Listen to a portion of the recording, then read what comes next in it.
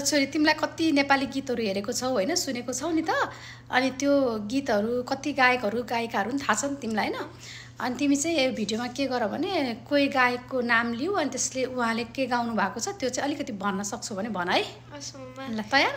ल सो अस्मिताले चाहिँ टाढा भए पनि गाउनु थियो अनि त्यसपछि के थियो राजु रामाले चाहिँ सायद तिम्रो बाटोमा गाउनु थियो अनि त्यसपछि कसहरू मिलनले चाहिँ के थियो अरे के थियो फुल के थियो अरे फुल के थियो अरे एउटा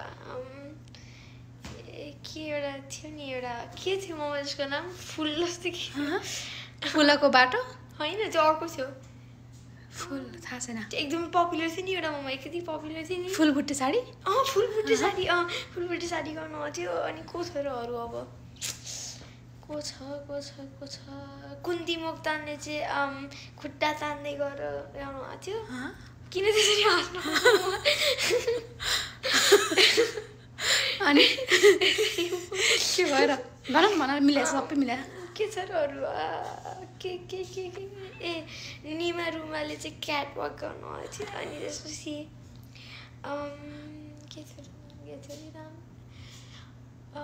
ओम विक्रम नाम थियो ओम विक्रमले चाहिँ आवाज चाहिँ दियो गाउनु भएको थियो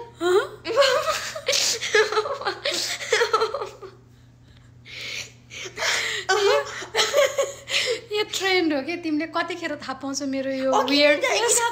जस्तै थियो कि म बसेँ त्यहाँ के गर्नुको अघि त छ्या कति हाँस्नको भनेको मैले नभनेकोमा चाहिँ त्यो प्याचो बोल्न मन थिएन ममा कति